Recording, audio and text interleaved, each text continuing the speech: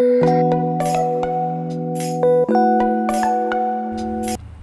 teman-teman, perkenalkan kami mahasiswa dari Kampus Politeknik Negeri Medan, jurusan akuntansi pada kelompok 8 untuk mata kuliah akuntansi keuangan lanjutan 2 yang beranggotakan terhadap saya, Putri Ramadhani Batubara dengan NIM 18050844005 dan di samping saya Nela Marcelina Bruginting dengan nomor NIM 18050844003 dan rekan saya Agus Tompul dengan NIM 1805084011. Dalam video ini, kami ingin menelusuri dan mewawancarai UMKM pada warung makan Nang Boru yang berada di Jalan Tanjung Sari, Gang Horas, Medan.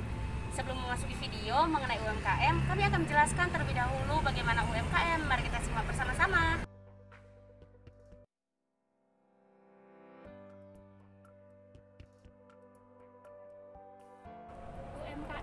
UMKM adalah singkatan dari usaha mikro, kecil, dan menengah, yang dimana kata UMKM sudah tidak asing lagi didengar oleh setiap orang, apalagi di masa zaman milenial seperti sekarang ini. Maka UMKM adalah usaha prospektif yang dimiliki perorangan maupun badan usaha yang telah memenuhi kriteria sebagai usaha mikro, sehingga tujuan dari UMKM yaitu untuk mewujudkan peningkatan struktur perekonomian negara dan untuk meningkatkan peran UMKM dalam pembangunan daerah, penciptaan lapangan kerja, pemerataan pendapatan, dan untuk pertumbuhan perekonomian.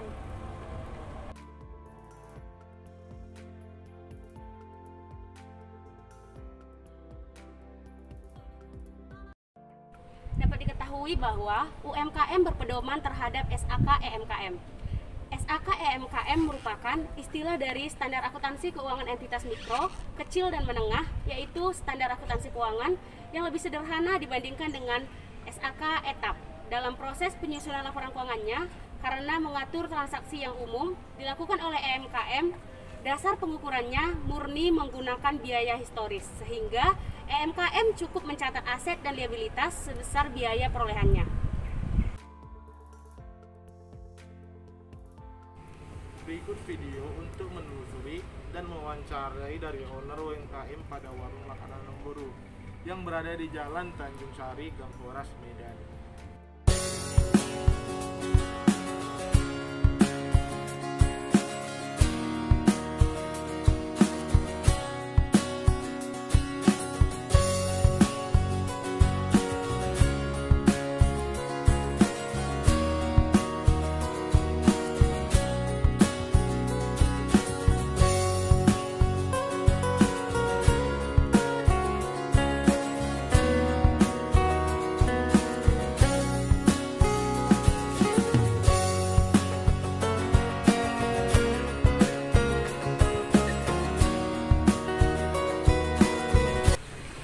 Halo teman-teman, kami dari kelompok 8, kami ingin mewawancarai owner dari rumah makan Nang Boru.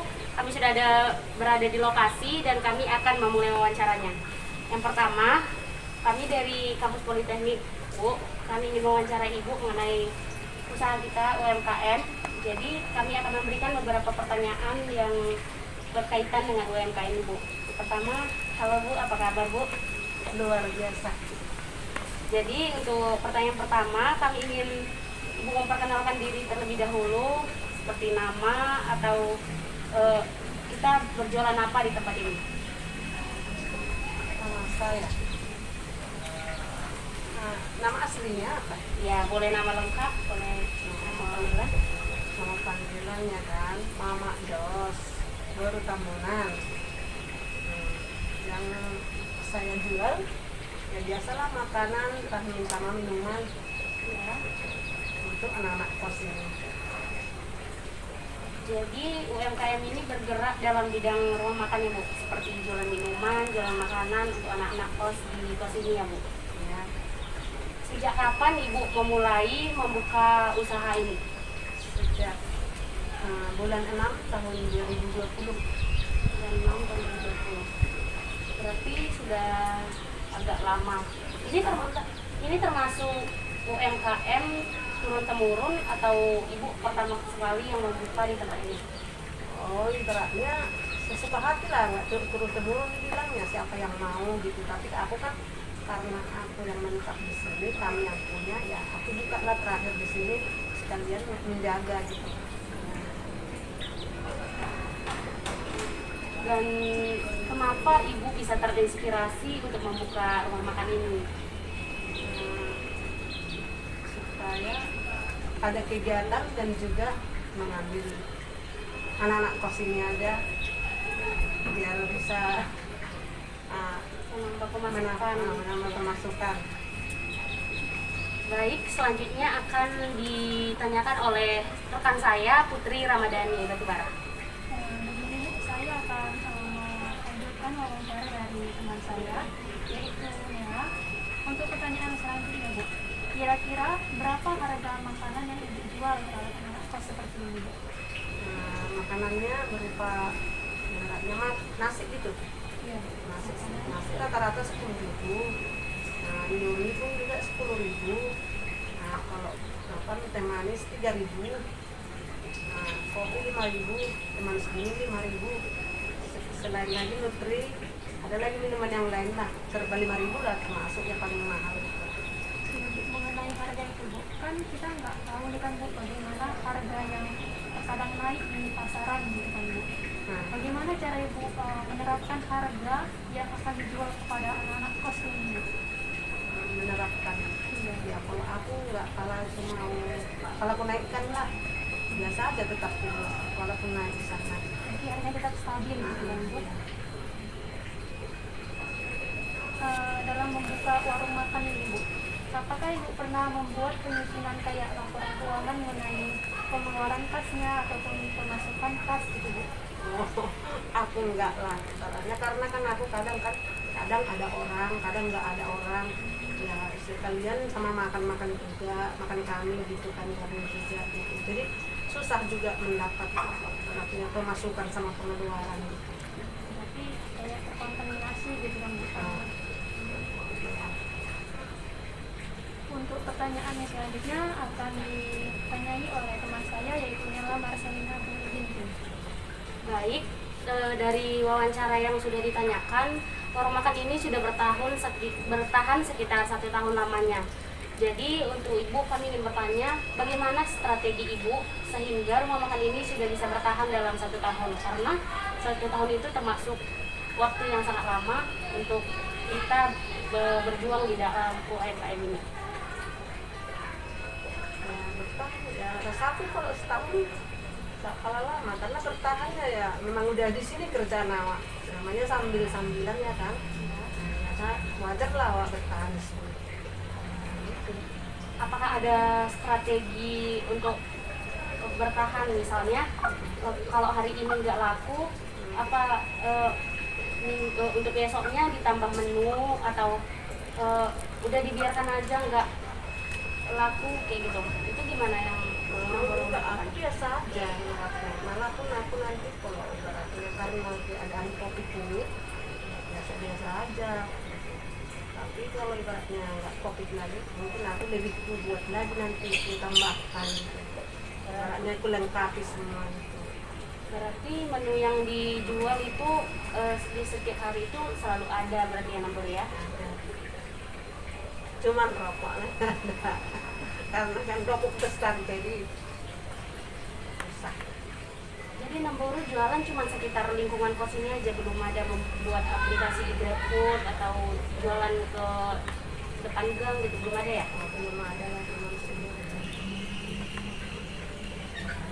Baik, selanjutnya akan ditanyakan oleh rekan saya Putri Ramadhani. Baik Bu, di sini akan saya lanjutkan pertanyaan dari teman saya, yaitu mengenai bagaimana metode pembayaran di warung makan ini Bu. Apakah pada saat anak kos ini membeli kemarin itu boleh menggunakan cash bond atau tunai gitu Bu? Ya, ada yang tunai, ada yang bon. Kalau cash bond apakah ada jangka waktunya gitu Bu? Ya kapan ada uangnya di situ lagi bayarnya. Berarti nggak mempengaruhi waktu gitu kan Bu? Iya tapi ya, kalau awak perlu ya aku minta lah gitu. Jadi Bu, kalau misalnya ada proses pembayaran tiba-tiba anak kos ini terkena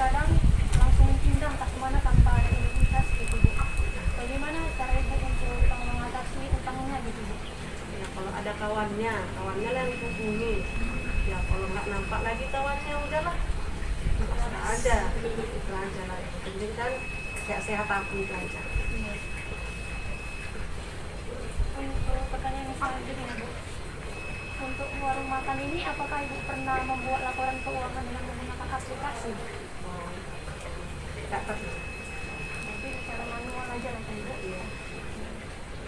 Kalau mungkin kedua itu kan lebih maju juga bahasa gitu. Cuman aku karena waktu itu kan banyak kadang aku kesana kadang sini gitu, karena ada juga tugas lain-lain gitu. Kadang anak-anak Sebelumnya, Bu, untuk warung makan Ibu ini kan warung makan Ibu ini kan terkontaminasi dengan UMKM, yang mana UMKM itu dia berpedoman pada SKK UMKM. Sebelumnya Ibu pernah mendengar apa itu SKK UMKM, Bu? itu maksudnya. Kalau dari sebelah bahwa SKK UMKM itu merupakan pedoman yang mendukung pada UMKM yang digunakan pada laporan keuangan yang dilakukan secara sederhana pada UMKM, Bu. Yang dimana itu sangat berpengaruh pada usaha Ibu yang akan datang, Bu. Jadi lebih baik Ibu warung makan ini seharusnya berpedoman pada SKK UMKM, Bu. Jika Ibu bersedia, apakah kami boleh membantu Ibu untuk membuat laporan keuangan Ibu agar UMKM Ibu ini dapat terarah ke depannya gitu, Bu? Apakah Ibu bersedia?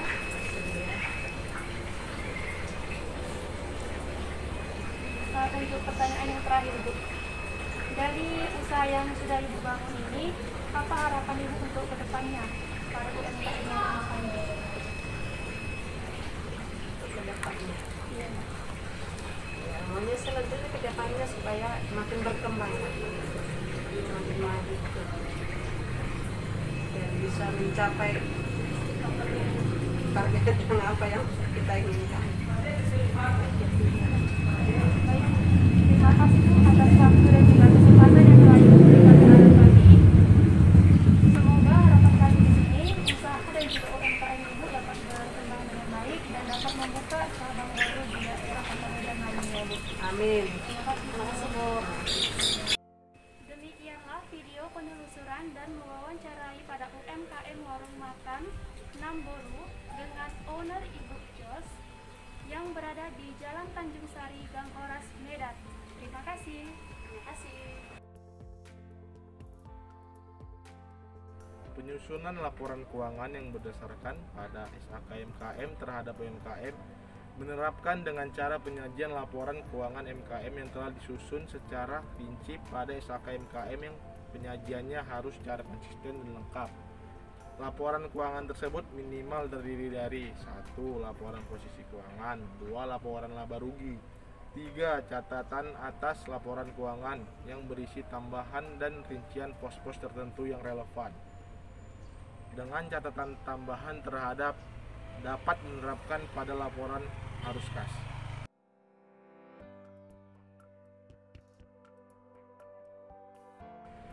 Sekian video wawancara dari kelompok 8 pada wawancara UMKM Warung Makan Namboru. Semoga videonya bermanfaat. Terima kasih.